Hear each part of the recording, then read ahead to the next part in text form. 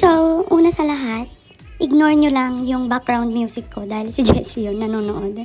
Wala na kasi talaga akong time na mag-voice over sa mga nangyayari this holiday season. Kung alam nyo naman, ay Pasko ngayon at mag-New Year na. So, Merry Christmas na and Happy New Year sa inyong lahat. So, itong voice over ko sa videong ito ay nag-open ng gift si Jessie in an early Christmas, which is Santa Lucia dito sa Italy or which is dito sa Verona. So, bakit ko nga ba siya binigyan ng gifts? Is an issue again sa mga Christians or sa mga nagtataka kung bakit ko ina-allowed na ganyan. So, explain ko lang sa mga netizen na in-allowed ko siya kasi it's only a gift. But hindi ko naman in-explain na Santa Lucia, sino ba siya, ganun. It's only a gift, then mag-open lang siya, that's it. Diba? So, itong mga regalong ito is binibili ko rin naman sa kanya na laruan niya. So, gawin na lang natin siyang gift para naman lalo siyang ma-enjoy, diba? So, this holiday season nga pala, nandito kami sa Switzerland sa ngayon at i-voice over ko siya after New Year na lang kasi after celebration. For now, voice over ko is all about gifts only. So sa mga nare-receives niya, thank you sa kanyang grandfather na nasa US and sa kanyang grandmother na nasa Pinas sa side ng father niya. Thank you po sa inyong mga pamasko. May God bless you always. At sa mga regalong ito ay napapasaya niyo si Jessie. Ay malaking bagay na po sa kanya ito. Kaya maraming salamat sa inyong biyayang isinishare sa kanya. Nagiging masaya siya sa maliit na paraan nagiging malaki para sa kanya, 'di ba? That's parang ano sa kanya to parang memories na rin sa kanya, 'di ba? Kaya sa mga regalong ito, sa totoo lang tinanong ko nga siya kung anong regalong gusto niya. Kung ano man ang kanyang regalo last year, ganun pa rin this year. Gusto niya until now is Lego. Ewan ko anong kurso ang gusto ni Jessie paglaki. Kung mag-architect ba siya about mathematics kasi about building, parang sa mga ganun. Ewan ko kung anong future na gusto niya, 'di ba? Pero nakikitaan siya the way na nagugustuhan niyang Lego. He's like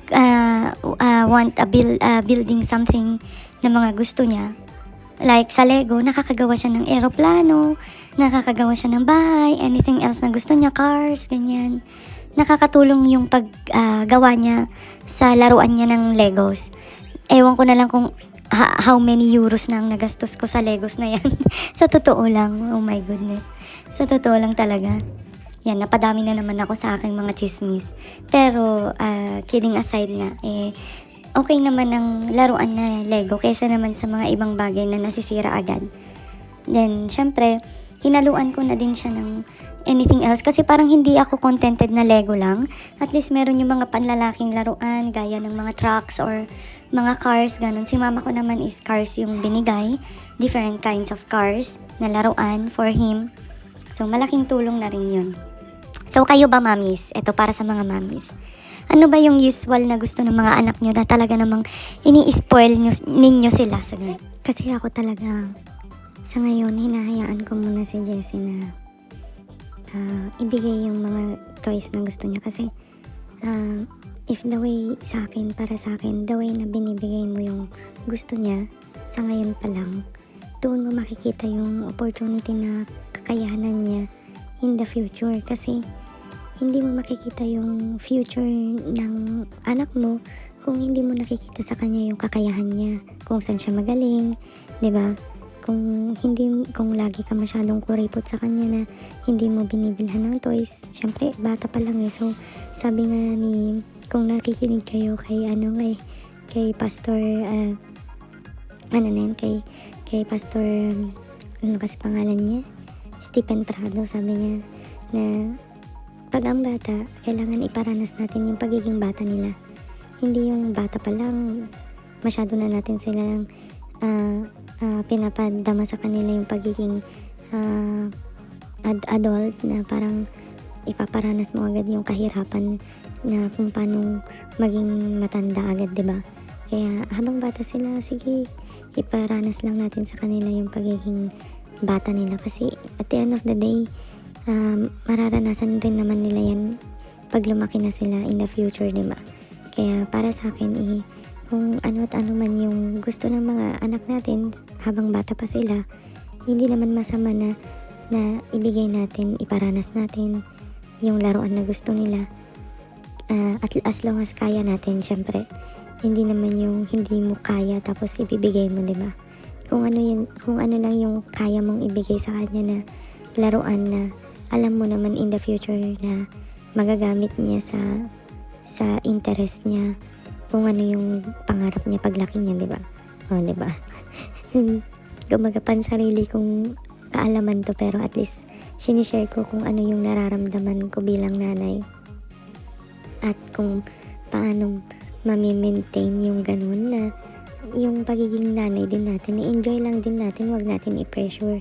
Kasi pag napipressure din natin yung sarili natin sa pagiging magulang is nabibigatan din tayo, lalo na in physical. Siyempre, yung pagod ka agad. Tapos, financial, masyado kang atat na kumita para lang may bigay yung nararapat sa mga anak natin. Then, siyempre, samahan din natin yung mga anak natin sa enjoyment na pinagdadaanan nila. Siyempre, hindi yung KJ tayo, di ba? Kahit hindi natin kaya, subukan natin makipaglaro sa kanila at subukan natin ipadama na nandyan tayo sumusuporta sa kanila, diba? So, pagpatuloy natin tong gift na to.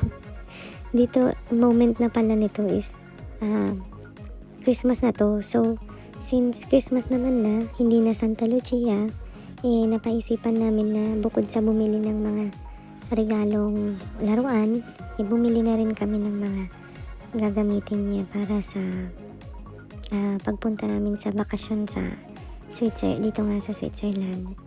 Yung mga susutin niya pang snow is ginawa na namin siya as regalo. Kaya yun lang, at nawa lahat tayo ngayong Pasko ay maging masaya sa bawat isa at kasama ang ating mga pamilya. Hanggang sa New Year ay magsama-sama tayo sa party na ito, sa kasiyahan na ito. Maraming salamat sa lahat. Happy holidays. Don't forget to like, comment, and subscribe sa aming YouTube and follow us on our Facebook page.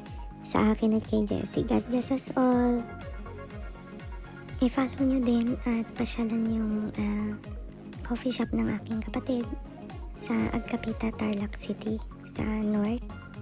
At alam kong may enjoy nyo yung coffee shop nun. Nawa ay supportahan nyo. At God bless sa ating lahat. Itong voice over na to talaga ay mabilisan lang. Kaya ayun, tapos na naman to. Nawa ay lahat tayo ay mag-enjoy ngayong holiday season na ito. Paulit-ulit no? So yun lang. So sa New Year ulit, malay natin meron ulit ako may dagdag sa aking voice over, di ba? Ayun lang, bye-bye ulit.